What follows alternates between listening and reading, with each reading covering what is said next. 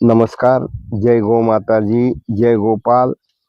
मित्र हो, आजपासनं जवळजवळ 8 वर्ष अगोदर आपली राधाकृष्ण गोशाळा प्रतिष्ठान म्हणजे काही तरुण गोमातेचे सेवक यांनी मिळून लातूर येथे एक गोशाळा सुरू केली. जी गोशाळा औसा रोडवर मंत्री किरणजी मंत्री यांच्या जागेमध्ये जवळजवळ 8 वर्षापासून सुरू आहे. तेथे आता सध्या किती गायी आहेत, काय काय आहे, आणि हे इथं कुणी नाही, येथे मालक चालक म्हणल्यासारखं सर्वांना घेऊन चालण्याचं काम या ठिकाणी आमचे मित्र कोठारीजी, सोनीजी आणि त्यांचे सर्व सहकारी, कारण त्यांना नाव हे मुळात आवडतच नाही. तर या जवळजवळ 7 एकर स्वतःच्या संस्थेच्या मालकीची जागा आहे. त्याचा भूमिपूजन समारंभ गोवत्स श्री राधाकृष्णजी महाराज यांच्या हस्ते सोमवार 11 ऑक्टोबर सकाळी 9:30 वाजता होणार आहे. अत्यंत महत्त्वाचं म्हणजे ही गोशाळा आपण लातूरहून मुरुडकडं, बार्शीकडं जात असताना व्यंकटेश काट्या समोरून निघालं की थेट MIDC संपल्यानंतर या ठिकाणी आहे. आता प्रातिनिधिक स्वरूपात आपण कोठारीजी आणि सोनीजी यांना थोडक्यात एक माहिती विचारत आहोत की नेमकं ही किती एकर जागा आहे, कशा कशा पद्धतीनं संकल्पना आहे, ते भक्तांना, दानशूरांना, आणि हे घेण्यामागचा उद्देश अधिकात अधिक लोकांनी यामध्ये आपलं योगदान, गोमातेचे योगदान द्यावं, सहकार्य करावं आणि मराठवाड्यातील एक चांगली गोशाळा व्हावी यासाठी या सर्वांचे टीमचे प्रयत्न सुरू आहेत.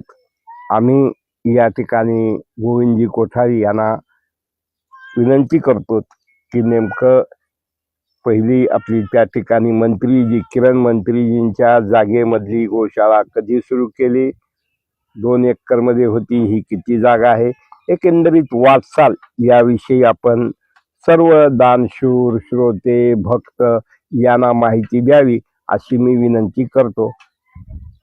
जय गोमाता. आपली राधाकृष्ण गोशाळेची स्थापना 2015 मध्ये झाली. तिथं साधारण आज मितीला 116 गायी आहेत. आपण फक्त भाकड, ज्या दूध न देणाऱ्या आंगळ्या, आंधळ्या, अपाहिज, लंगड्या अशा गायींची सेवा तिथं करतो. चांगल्या गायी जर समाजातनं तिथं आल्या तर समाजाला परत देतो. जे सांभाळू शकतात अशा लोकांना आपण भरपूर शेतकऱ्यांना गायी गोशाळेच्या माध्यमातून दिलेल्या आहेत. अर्धार्जन हा विषय गोशाळेत येत नाही. तर सुरुवातीला तिथं किती गायी होत्या, आता किती आहेत, आणि आता तिथून इकडं ट्रान्सफर करत असताना चारा वगैरे सगळा प्लॅन लोकांना तुम्ही सांगावा अशी मी विनंती करतो. सुरुवातीला 4 गायीपासून सुरुवात केली होती. गायी वाढच घेत्या. तिथं कॅपॅसिटी आपल्या 100च्या वर गायी ठेवू शकत नाही, एवढीच कॅपॅसिटी, शेड तेवढेच बांधलेले आहेत. त्यामुळे आपण कमीत कमी याच्यात ते चालू होतो. आता इथं जी जागा घेतली तर 700 ते 800 गायीची सेवा करू शकतो, इतकी मोठी जागा आहे. किती एकर जागा? ही 7 एकर जागा आहे. अच्छा. सुरुवातीला तिथे केली होती ती 2 एकर जागेमध्ये. त्यामध्ये 1 एकर मध्ये चारा लावला होता आणि 1 एकर मध्ये गोशाळेची गायीची सेवा होत होती. आता या ठिकाणी आपण या 7 एकर मध्ये काय काय निर्माण करणार आहोत, एक नियोजित ब्ल्यूप्रिंट काय काय आहे? इथं आधी तर सभा मंडप करायचा विषय चालला होता. एक 5000 लोक बसतील असं सभा मंडप करायचं, जिथं काही कथा वगैरे होऊ शकतात, कुणाचं लग्न वगैरे करायचंय, सार्वजनिक कामासाठी हे सभा मंडप आहे. वैदिक भवन एक करतोय. गो ॲम्ब्युलन्स घ्यायचा माणूस आहे, जिथं कुठेही गायीचा ऍक्सिडेंट झाला वगैरे इथं त्याची सेवा व्हावी. गो खाद्य भांडार, संत निवास, गोमातेसाठी उपचार केंद्र, गोमाता राहण्यासाठी शेड करतोय, जिथं 100 गायीचे प्रत्येकाची सेवा व्हायची.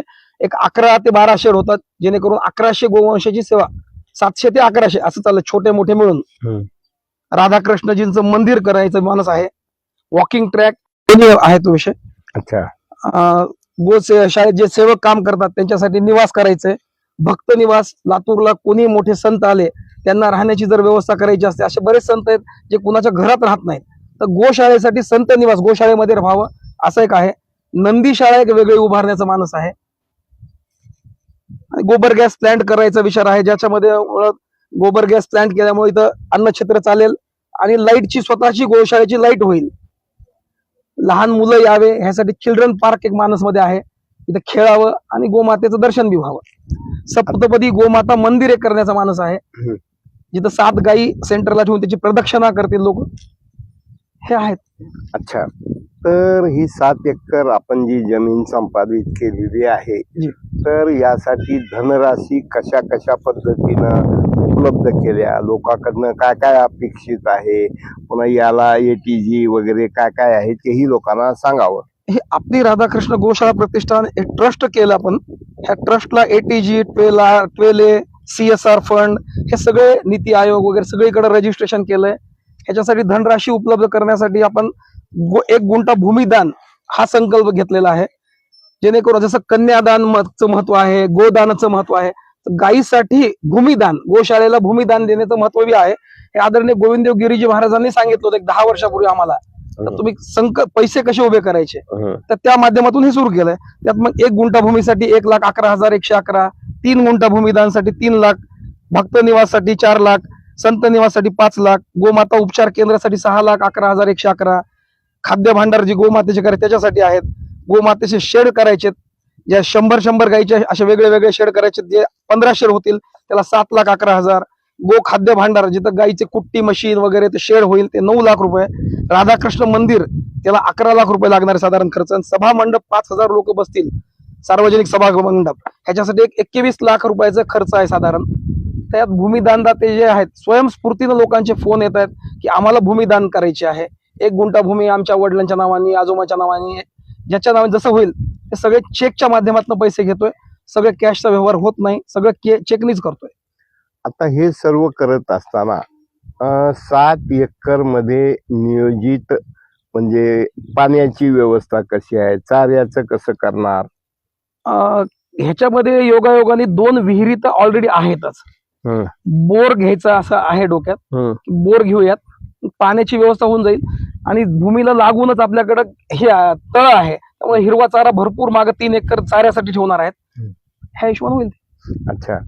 तर साधारणतः हे पूर्ण आता म्हणजे प्रस्तावित तिकडच्या गायी इकडे येणं, शेड किती, मग ते करत असताना चाऱ्याची व्यवस्था कशी, पाण्याची व्यवस्था कशी, पुन्हा शेणची व्यवस्था कशी, किती कर्मचारी हे अपेक्षित आहेत? 10 कर्मचारी अपेक्षित आहेत. सध्या 4 कर्मचारी आहेत 100 गाईला. 10 कर्मचारी नव्हे, त्याच्यामध्ये आपल्याला गायी मुक्त विहार ठेवायच्यात. गायींना आणून बांधणे वगैरे हा उद्देश नाही. गायी मुक्त त्यांच्या हिशोबात स्वतःच्या संचार करावा, नैसर्गिक मृत्यू गायीला यावा हा ह्या मागचा उद्देश आहे मुख्य गोशाळेचा. एक कत्तलखान्यात वगैरे गाय जाऊ नये गोमाता, त्यासाठी ही केलेली संकल्पना आहे. अच्छा.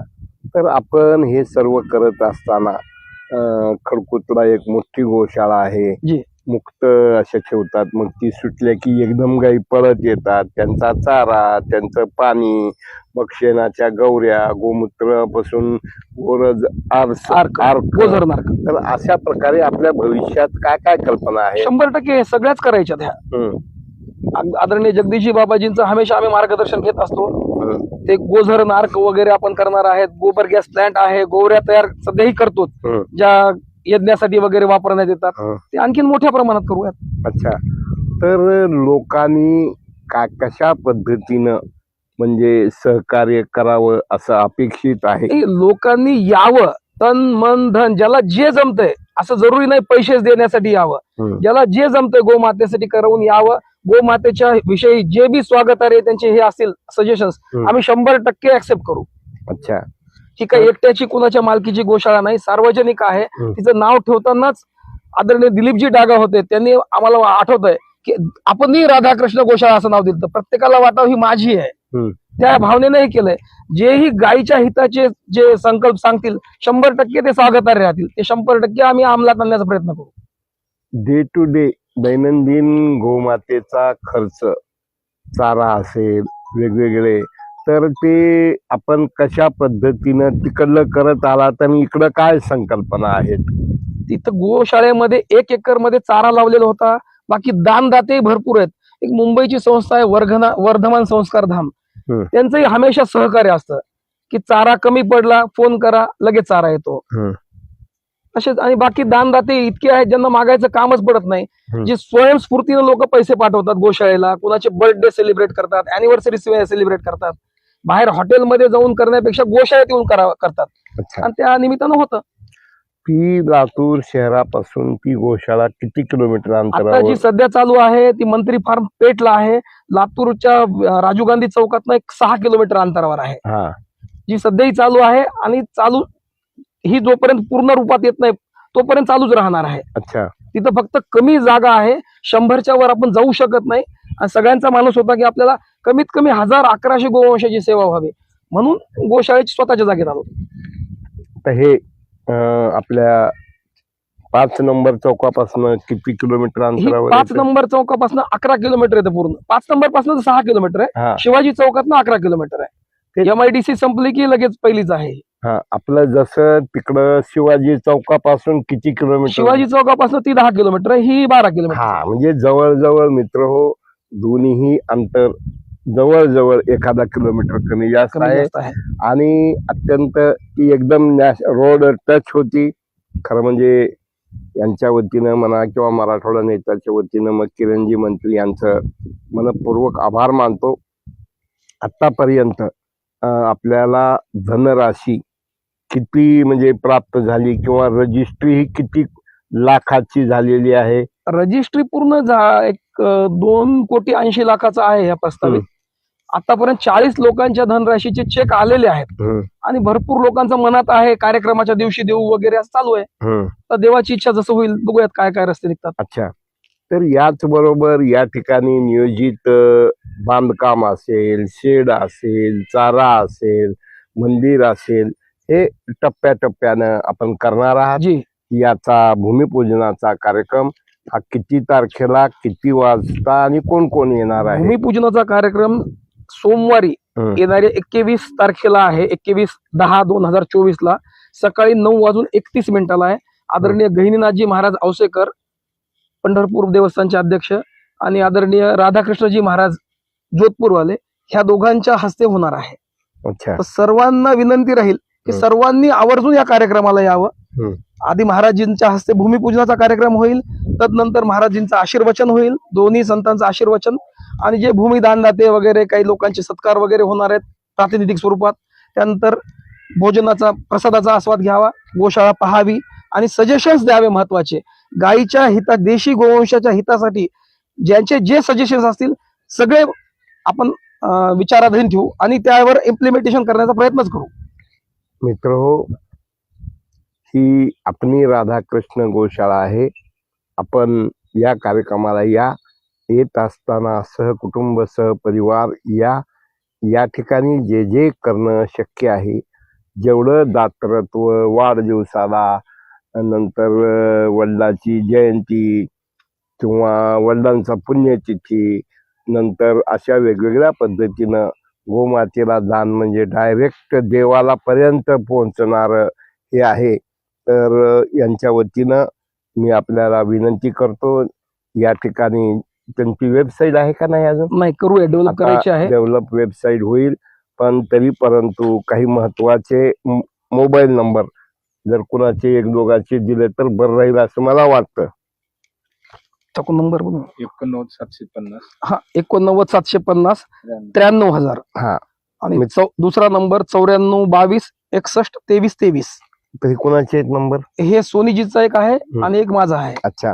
तर सोनीजींचं नाव सांगा. हे सत्यनारायणजी सोनी. सत्यनारायणजी सोनी या ठिकाणी सातत्यानं सेवाभाव दृष्टिकोनातून काम करत आहेत, सेवा करत आहेत.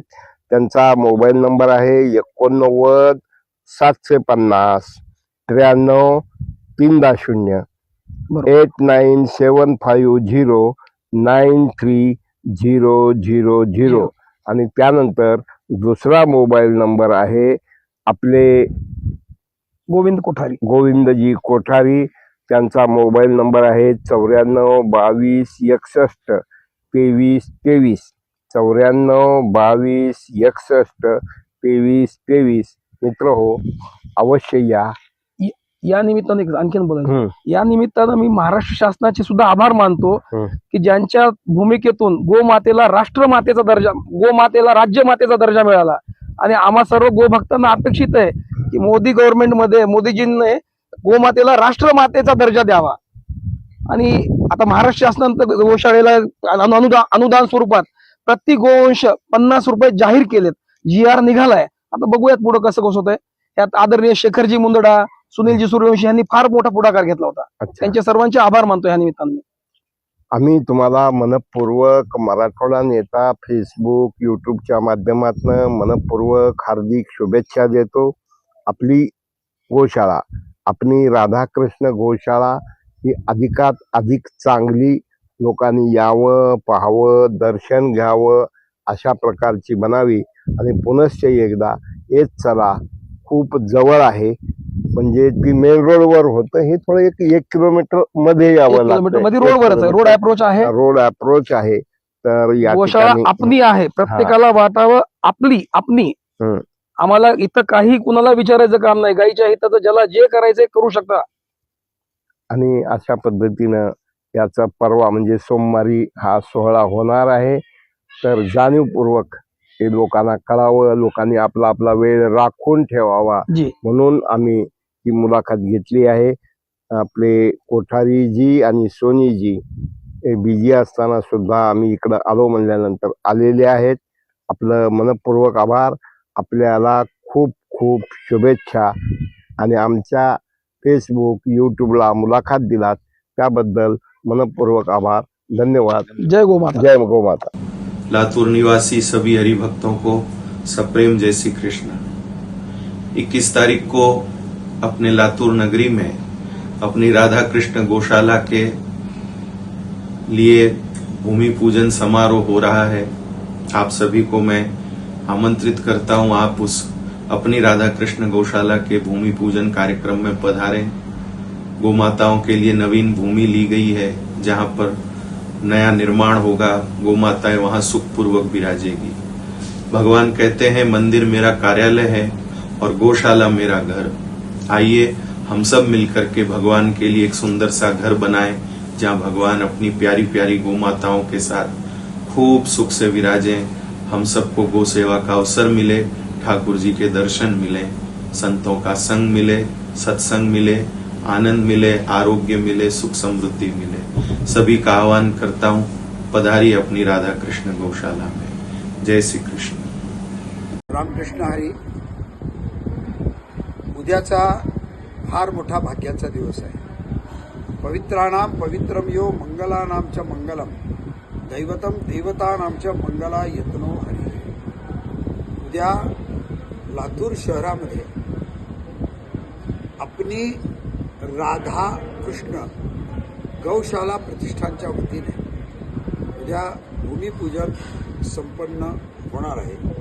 तेही भूमिपूजन ज्यांनी गोशाला म्हणण्यापेक्षा ज्यांनी गाईला आपली आई समजलेलं आहे। जगात एकच दैवत असं आहे की ज्याला आई समजलं जातं, ती म्हणजे गाई आहे। आणि असं शास्त्रात सांगितलेलं आहे, ज्याला संतती नाही, ज्याच्याकडे संपत्ती नाही, त्याने जर आईची सेवा म्हणजे गोची जर सेवा केली तर जगातल्या सगळ्या देवतांची सेवा केल्यासारखं आहे। आणि उद्याचा दिवस परमादरणीय प्रातस्मरणीय राधाकृष्ण महाराज यांच्या शुभ असते व तुमच्या सर्वांच्या पवित्र उपस्थितीत। कारण चांगलं काम होत असताना त्या कामाचे आपण साक्षीदार होणं याला सुद्धा अनेक जन्माचं पुण्य लागतं। आपण उद्या सगळ्यांनी यासाठी साक्षीदार व्हावं व उद्याच्या भूमिपूजनाला सहकुटुंब सहपरिवार उपस्थित राहून गोमातेची सेवेसाठी आपण तत्पर राहावा, एवढंच मी आपल्याला सांगतो। रामकृष्ण हरी।